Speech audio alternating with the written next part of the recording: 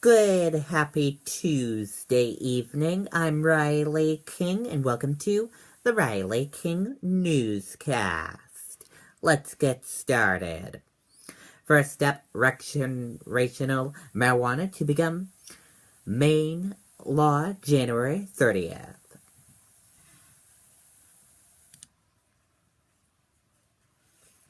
The Secretary of State's office has received a signed proclamation from Governor Paul LePage paving the way for recreational marijuana to become law.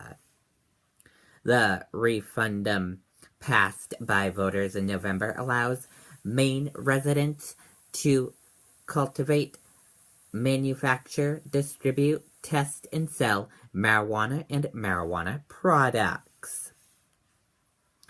The Secretary of State's office received the governor's proclamation date December 31st. The office announced on Twitter Tuesday.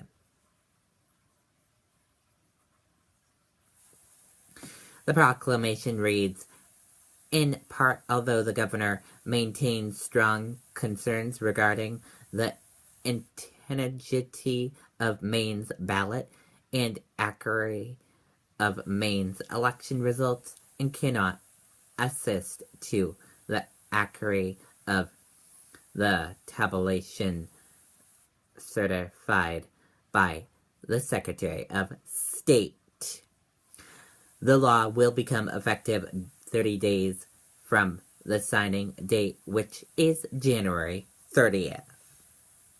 Retail stores in Maine would not open until 2018. Both sides said they would work together on the issues.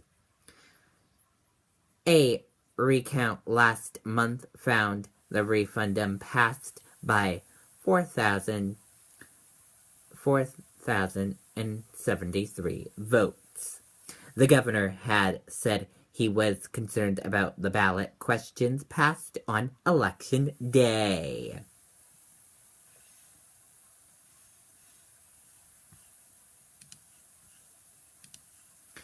Laconia Area Community Land Trust completes new affordable housing units in Meredith. The Laconia Area Community Land Trust just completed a 65-unit renovation project with 40 newly purchased units in Ashland and 25 units in Meredith. The housing was originally developed by Dave Hodges, Sr. of Hodges Companies, and after his death, the company wanted to honor his legacy and committee for affordable housing. They then approached LACLT to make it happen, and LACLT was able to save the expiring 25 units as well as preserve the other 40. The properties have been named after Harvey, calling it Harvey Heights.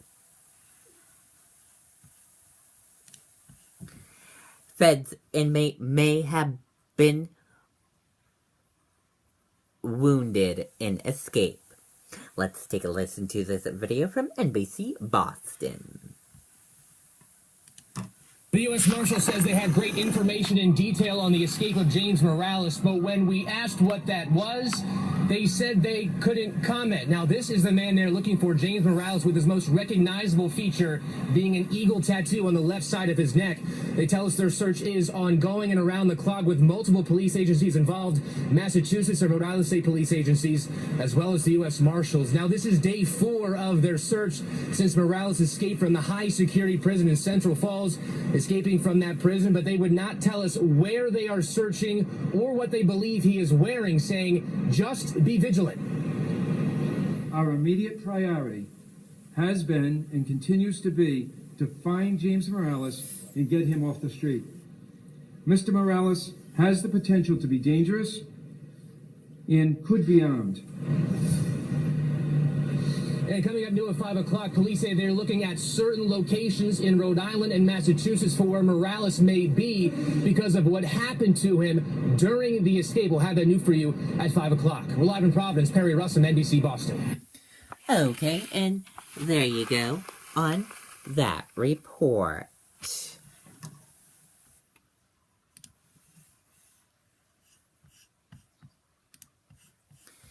House GOP withdraws move to gut ethics watchdog after backlash. Let's take a listen to this video from ABC News.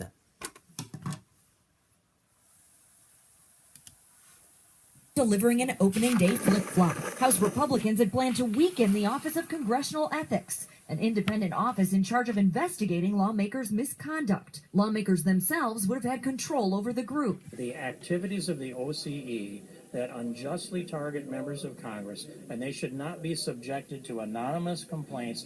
Democrats cried foul, pointing to the president-elect's campaign promise. We're going to drain the swamp of corruption in Washington, D.C. President-elect Donald Trump also disagreed, at least with the timing, tweeting, "Do they really have to make the weakening of the independent ethics watchdog, as unfair as it may be, their number one act and priority?"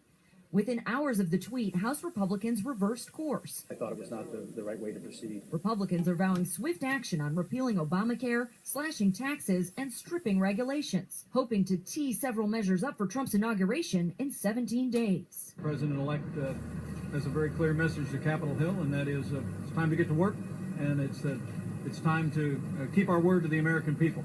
Trump also giving his word he's got big news on those Russian hacks. He doubts the 17 U.S. intelligence agencies, claiming the Russian government was behind it. I also know things that other people don't know, and so they cannot be sure of the situation. Like what do you know that other people don't know? You'll find out on Tuesday or Wednesday.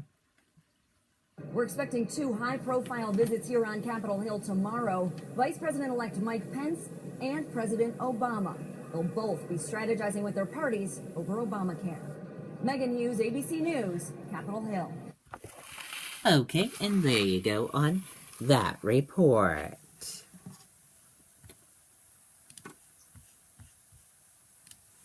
Stocks close off session highs as oil falls 2.6%. Telecom leads. Stocks rose on Tuesday, the first trading day of 2017, but closed off their session highs as oil prices gave back potential gains. Trump celebrates New Year with convicted felon. Let's take a listen to this video from CNN. That's Joseph Cinque, a.k.a. Joey No Socks, convicted of a felony in 1989 for art theft, celebrating next to the president-elect on New Year's Eve. Well, thank you very much. It's a great honor. Cinque's current lawyer insists the art was legally owned by Cinque, but the New York Supreme Court says Joey No Socks Cinque pled guilty and his conviction still stands. He was given a conditional discharge and served no jail time. Trump and Cinque go way back, with Cinque helming the American Academy of Hospitality Sciences, an organization that over the years Trump has been listed as ambassador extraordinaire. His children served as honorary trustees on the board, and the current board is made up of several Trump friends and business associates. In 2009, Trump was given an award by Cinque, one of many hotel awards his organization has bestowed on Trump's properties over the years. It has no meaning whatsoever, but Donald Trump proudly hangs at least 19 awards in his golf courses. You'll notice they're signed not just by Joey No Socks, they're also signed by Donald J. Trump as chairman of the board. Yes, Trump's signature is on some of the awards. It's like Trump giving himself an award. I'd especially like to congratulate and thank Joe Cinque, the head of the Academy, for the unbelievable job that he does. There's nobody like him. He's a special guy. There's just nobody close. And at last year's Mar-a-Lago New Year's Eve celebration, So highly respected within the hospitality industry. again, the president-elect front and center with Joey No Socks Cinque.